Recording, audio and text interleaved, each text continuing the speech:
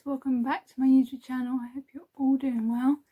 So today I have decided to do another Q&A but with a slight twist, and I will be answering some questions based on my faith. So if you don't know, I am a Christian and I would like to share a bit more about that with you by answering the questions that I have in front of me. So question 1 is, how did you become a Christian? So I was raised in a Christian home, so I was brought up in the faith. But when I was 7 months old, I was dedicated, which means that when I grow older, I have the choice whether to carry on being a Christian or not. And as you can tell, I decided to be a Christian. So yeah, that's just the shorter version of how I became a Christian. Question 2. Did you get baptized? If so, why? Yes, I did get baptized. I got baptized when I was 9/10 years old. I guess at that time I was quite young, so when I saw people get baptized, I found it fun. I just enjoyed seeing people get dunked in the water. I didn't really know what it meant until I started having baptism lessons. So we had the church's youth pastor at the time, and he was basically teaching us what baptism really means, and it's not just about being dunked in water. There's more of a meaning to it. But going on from that, I then realised later on in life, what baptism really means. Like, personally to me, not just what everyone else is saying, but in my heart, what baptism means. So I've come to realise it more within the faith instead of just seeing it as something fun to do. So yeah. Question 3 is, how do you feel knowing that Jesus died for you? I kind of feel guilty because it must have been hard sacrificing yourself for a lot of people. And if I was in that situation, I would be scared, but I would also be proud that I was able to have enough courage in order to sacrifice myself for those people. So when I read the stories of Jesus dying on the cross, I'm like, he's got a lot of courage. Because it was said in the prophecy in the Old Testament that Jesus would die. So Jesus did die, so then he would fulfill that prophecy, and knowing that you have that prophecy over you must feel quite like you have a lot of weight on your shoulders, and I guess that then adds to the idea of the weight that Jesus had when he was carrying the cross. So yeah, I would feel a lot of gratitude towards Jesus because he died for the greater good. He was obviously raised to life, but still knowing that he died, I am very grateful that he did, so then our sins would be forgiven, and then we would have that second chance with God and to get into heaven. So the next question is, what is a memorable quote or Bible verse that has changed you? So the memorable quote that has changed me would be the one that says, life isn't about waiting for the storm to pass, it's about learning to dance in the rain. And the reason why it's my favourite quote is because it has a positive and a negative to it, and the positive overrules that negative. And it's as if saying there is always hope in the worst of situations. And it's one of those quotes that keep me going, which is good. A Bible verse that has changed me is one that we actually have already looked at on my channel. And it's in Lamentations chapter 3 verse 21, and it says, "Yet I still dare to hope." And I just love it how when we say something negative, that verse, that section of that verse can be put right on the end of that negative. So if we say, today has been the worst day in my life, and then after you say that, you can say, yeah, I still dare to hope. I still dare to hope in the worst of situations. And yeah, it's that positive and negative thing again, where the positive overrules the negative, and it's just one of those things that I like to hear, I guess. Okay, so the next question is, if you become a Christian, will life get easier? Well, all I'm saying is that a Christian life isn't any different to a non-Christian life, despite us praying and going to church on Sundays. But that doesn't mean we don't go to the cinema, because we do. Because we go to the park, we do all the normal stuff that people would do. We just pray before we eat, and we go to church on Sundays. And other Christians do it differently. Some Christians pray more than others, but that's just how we live, I guess. And Christians may sometimes seem like the most happiest people that you may see or that you may know, but that doesn't mean that we do not go through some bad stuff. It doesn't mean that we don't have any mental health issues. It doesn't mean that we have any family issues. But it's just we just try and we move forward. We try our best to move forward. That's why we seem happy all the time, because we're trying to overcome those obstacles in our life.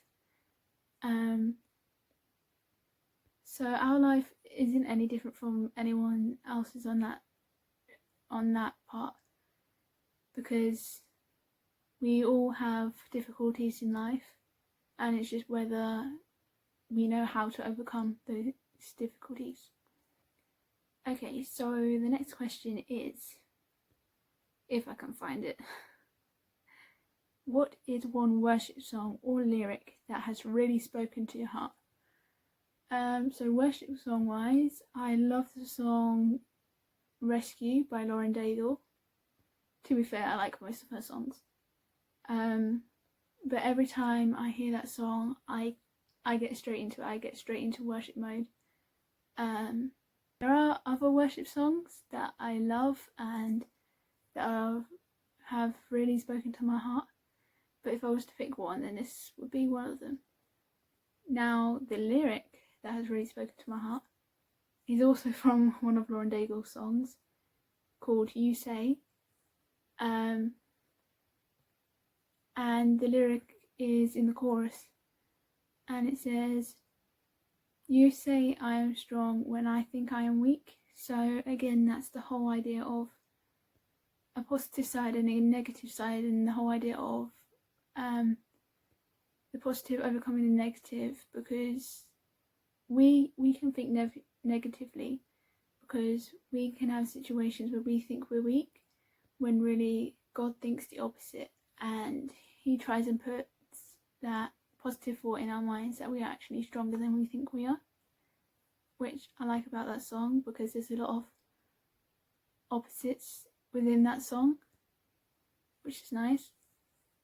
So the next song is, if you could ask God to change one problem in the world today, what problem would you pick? Ooh. Well, there's stuff like poverty and murder and a lot of other things. But if I was to pick one at the top of my head, I would pick natural disasters, because I always find the after effects of natural disasters, depending on how bad they are, leads to more disasters. So in some countries where there's been natural disasters that have been really bad, it then forces people into poverty, and the condition that the area is in after the natural disaster can cause diseases, and people run out of food and families are separated. So I feel like that's one of the problems that then create more problems, so it would be better just to get rid of that problem as a whole. So yeah. Okay, next question. What's the most inspirational thing you've experienced?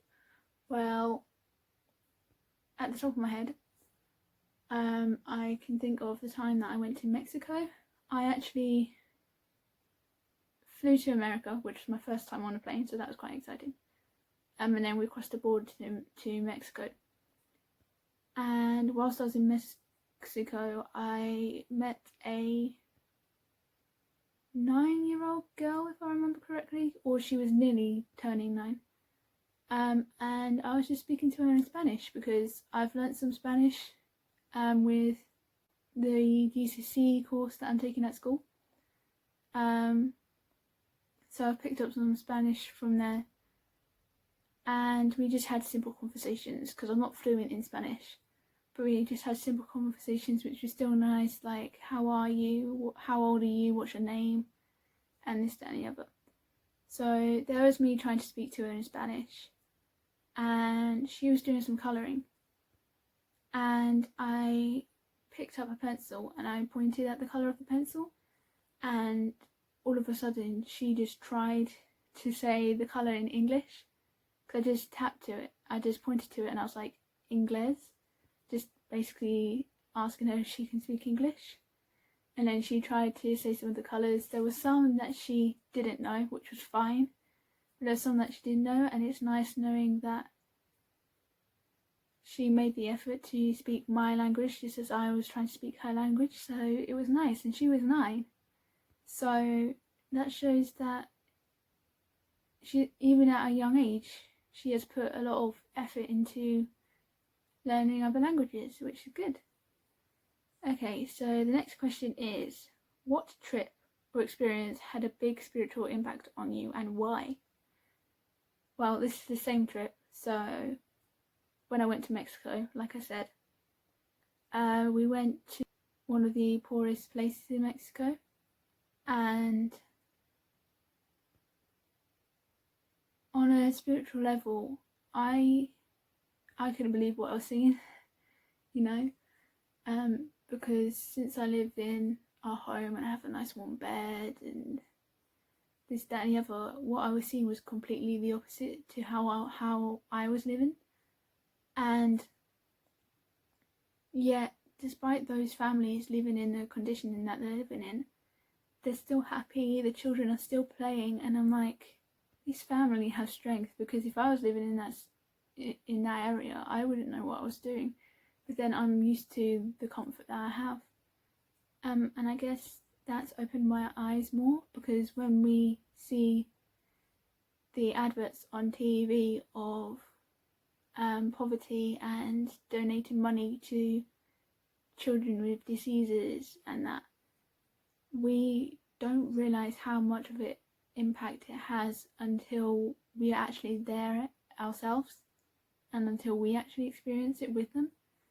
So yeah, it's one of those weird things that suddenly you go from one place to another and you're like, there's such a big change within this. So yeah.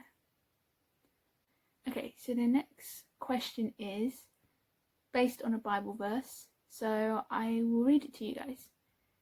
In John chapter 14 verse 2 it says, "There is more than enough room in my Father's home. If this was not so, would I have told you that I am going to prepare a place for you?" And the question that links to this verse is, what would your room look like? So I guess I wouldn't really know until I see God, but it would be nice to have a room based on my life on earth and my personality, I guess, or just have a nature themed room like my wallpaper is, because I'm a big fan of nature, and maybe a few plants dotted around my room, which would be quite nice. I don't know, it's one of those weird questions to think about, because it's God who's preparing it, so you don't really know what it's going to look like. You just have to trust that He will do it to your interests. So yeah, that's the end of the 10 questions that I have read out for you. Let me know any of your answers to those questions, because I am quite interested to read some of your answers to those questions. Maybe pick a favourite question that I have answered and answer it yourself. And I'll see you guys on my next video.